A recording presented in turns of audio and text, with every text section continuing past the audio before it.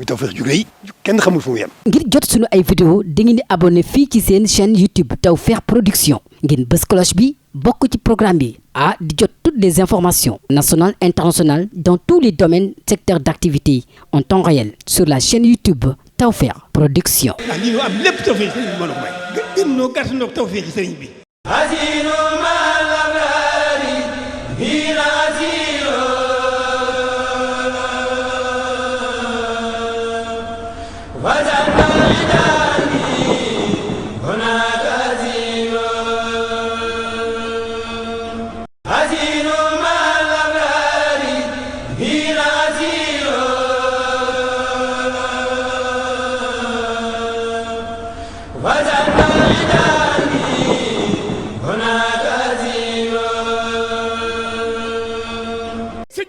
ñii di tegu nañ ci yoon moo tax gis ngeen ni mu mel saa su ne parcours mooy fi yaa ngi yokk sëñ Youssou yow lañ jox kàddu gi macha allah.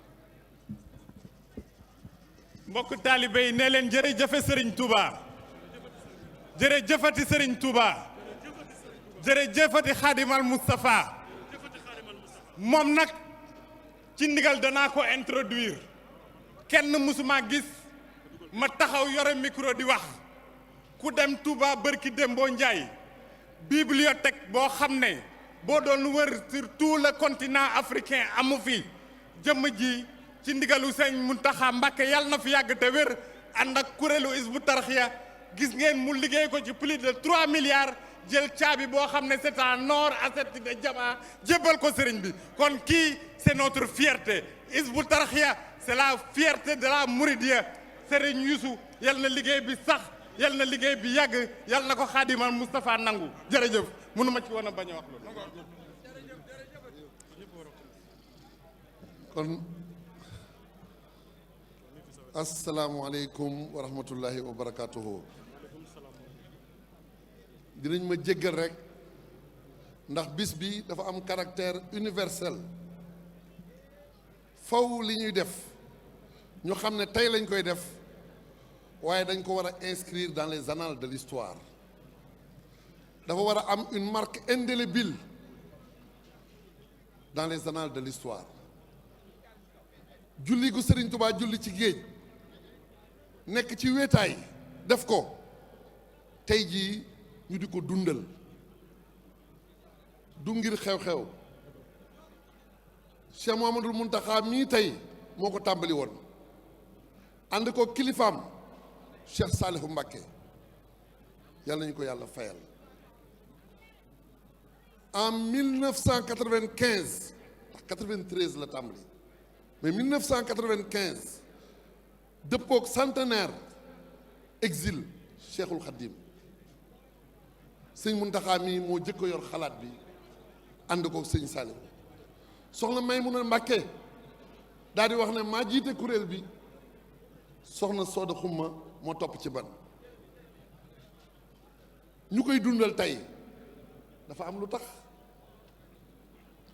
dafa am lu Serigne Touba jàngale loo xam ne waratu fee jóg nañ ma may nag ma exprimer wu d'abord en français ngir rek mu doon loo xam ne àdduna sépp koy déglu su ma àggalee ci ñaari kàddu dinaa tënkaat wax ak sama mbokki taalibe yi. Au nom de Dieu, le clément, le miséricordieux, que la paix, le salut et la bénédiction de Dieu soient sur nous tous. Nous commençons nos propos par des salutations très différentes et des prières de santé et de longévité à l'endroit de son éminence, le Khalife général des Mourides, Cheikh Mouhamadoul Mountakha. Au nom de la présidente du Kourel, Fatali Julli Gédji, Sokhna Soda Xumma, je suis aujourd'hui investi de la charge de délivrer le présent message devant cette auguste assemblée. Permettez-moi donc en toute humilité d'adresser d'abord des salutations très distinguées à l'endroit de l'éminente famille de Khadim Rassoul, hautement représentée ici. Tellement ils sont suffisamment sensibles à la solennité de ce jour qui rappelle un événement inoubliable. qui restera gravé à jamais dans les annales de l'histoire. Parmi ces autorités, nous comptons le représentant du Khalife général des Mourides que nous attendons, Serigne Cheikh Mouhamadoul Bachir, qui est le porte-parole du Khalife général des Mourides. Il va venir d'un moment à l'autre, Inch'Allah. Nous pouvons également citer notre prestigieux imam, Cheikh Mouhamadoul Fadal, Ibn Serigne Abdoul Khadr, et plusieurs autres dignitaires parmi les membres de l'honorable famille de Serigne Touba. Il y a même une délégation du Khalife général des Baye Fall, Serigne Amdi Fall Modou Mbenda, et plusieurs autres représentants des familles des cheikhs de Serigne Touba. Serigne El Hadji Mbacké Faye, qui empêchait et représentait également, très fortement représenté sur les lieux. Je vais également citer Monsieur le ministre Abdou Karim Fofana, qui dirige une très forte délégation venue représenter le chef de l'État. Ils sont nombreux également à venir tout le commandement territorial avec les services déconcentrés et décentralisés de l'État sous la férule de Monsieur le gouverneur de la région de Diourbel. Les autorités municipales des communes de Yoff, des Parcelles Assainies, bref, de toute la ville de Dakar sont ainsi représentées. Les autorités religieuses ici présentes, les chefs coutumiers, les notables de la ville de Dakar, les confrères musulmans, les frères condisciples mourides en général, et surtout les daïra et kuréel de Khassaïd, hommes et femmes, qui se sont tous mobilisés pour donner tout l'éclat et la réussite qui marquent cette célébration. À l'entame de notre propos, permettez-moi de revenir sur le sens et la portée historique de cet événement, qui doit en vérité être considéré comme un héritage culturel prestigieux. Un flambeau lumineux qui doit servir de repère à toute une génération et un legs historique pour les générations futures. La prière très mémorable de Khadim Rassoul sur l'océan Atlantique le 21 septembre 1895 fut certes un événement inédit, un fait authentiquement rapporté dans les sources documentaires les plus crédibles en milieu mouride, un fait rarissime dans les annales de l'histoire ou dans les récits des prodiges des hommes de Dieu. Cependant, ce sur quoi il convient de méditer, c'est le sens et la portée que le cheikh lui-même donne à ce fait prodigieux. Faman yulqini fil bahri raw man li ghurbati fali min ilahi rawdu fi kulli aylam. Celui qui m'a jeté en mer dans les seuls desseins de me nuire, qu'il sache que j'ai obtenu quant à moi de mon Seigneur un assujettissement de tout l'univers et de tous les océans. Dans son carnet de voyage intitulé Jazaou Shakour Atouf, la récompense du plus digne de reconnaissance, Cheikhoul Khadim ne relate pas cette prière sur l'océan pour exhiber un miracle. Non. Au contraire, tout au long de l'ouvrage, il insiste uniquement sur l'exaltation de la grandeur de Dieu, le dominateur, celui qui peut dompter les cieux et la terre au profit de ses adorateurs. Au regard de cet enseignement plein de sagesse, nous pouvons comprendre que la valeur la plus sûre et la plus manifeste que notre vénéré cheikh a voulu faire retenir à la postérité reste uniquement sa soumission totale à Dieu, son obéissance inconditionnelle à Dieu et son intransigeance dans le respect des recommandations divines. Aujourd'hui, il y a une ruée spectaculaire de toute une génération vers Khadim Rassoul, ce libérateur, revivificateur exceptionnel de l'islam.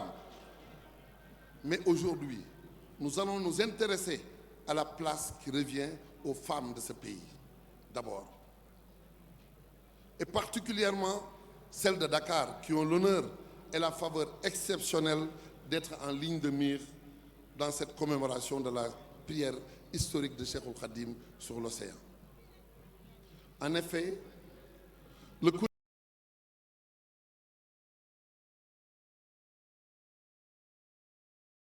de cette prière mémorable depuis 1995 sur l'initiative de Cheikh Mouhamadoul Mountakha lui-même, avec la bénédiction de Serigne Saliou, a connu dès les premières heures l'engagement et la détermination constante d'une élite féminine très dynamique et aux actions tout à fait méritoires.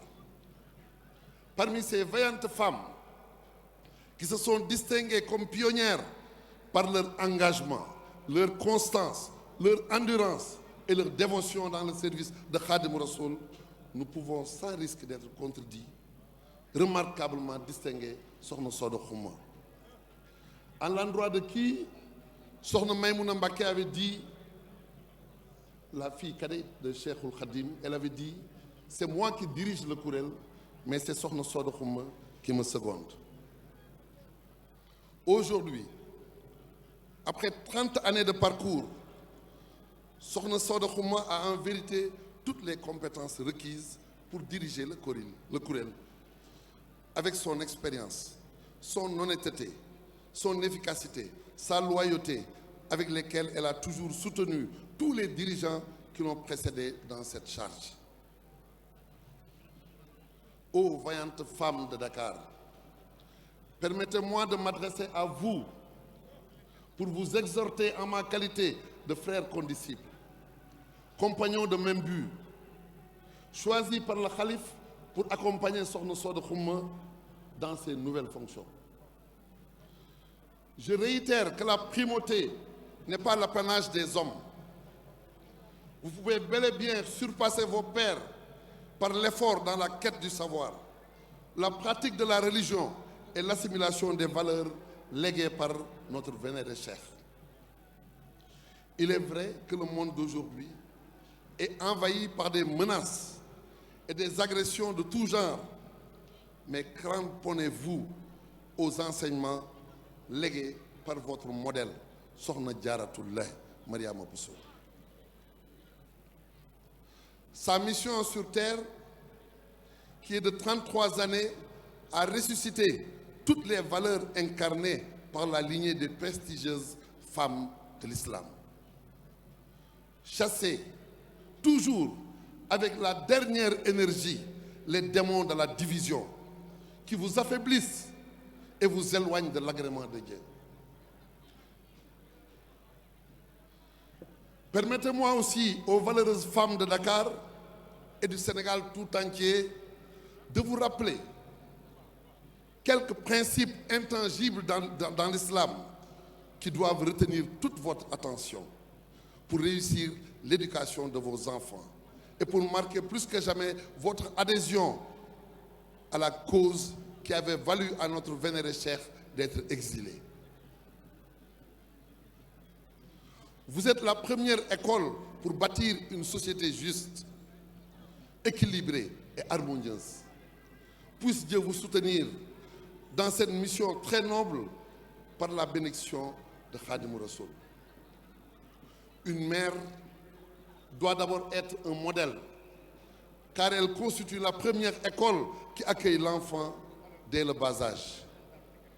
Avant de conclure, permettez-moi aussi de me tourner vers cette jeunesse de mon pays.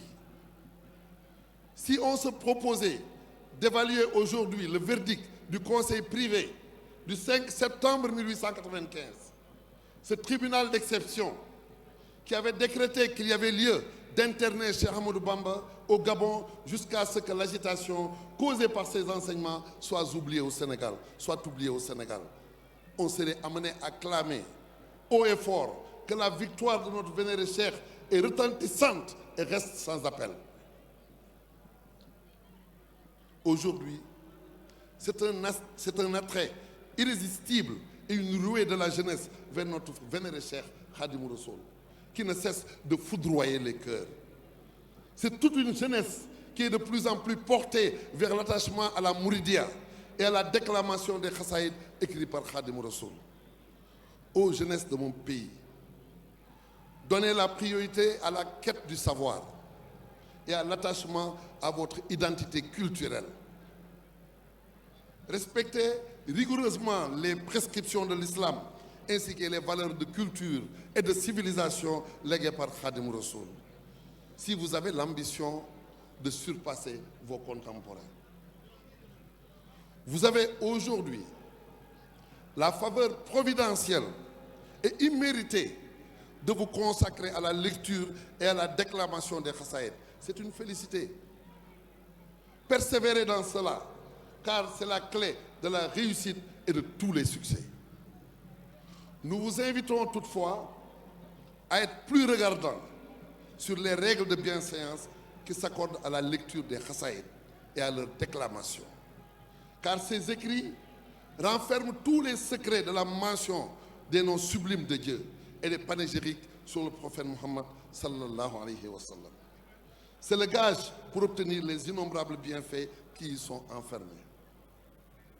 Il faut toujours être dans un état de pureté et de recueillement, d'humilité et de circonspection.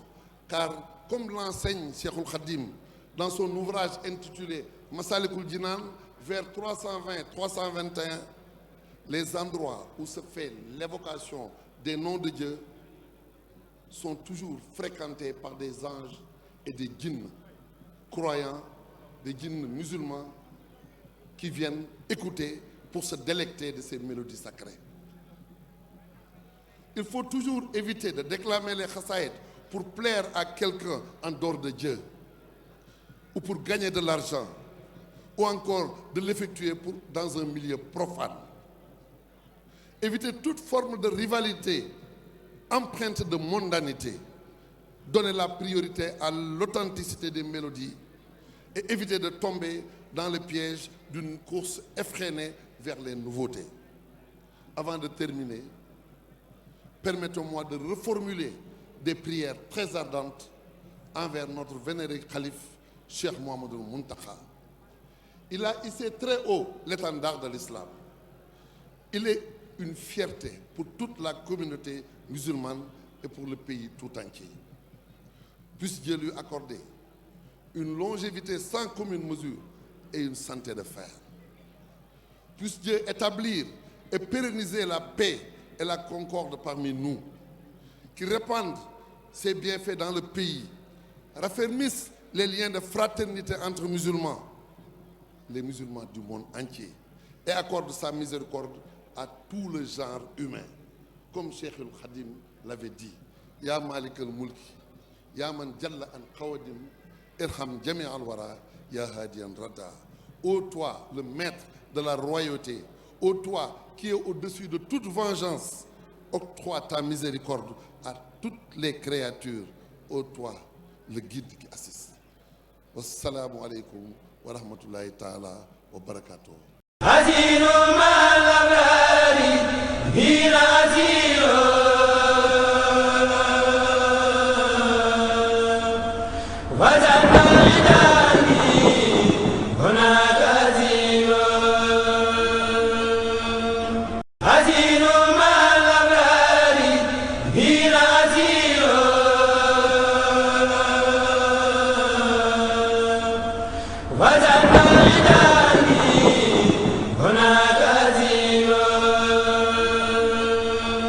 ngir jot sunu ay vidéo di ngeen di abonné fii ci seen chaîne YouTube Tawfekh Production ngeen bës cloche bi bokk ci programme bi national international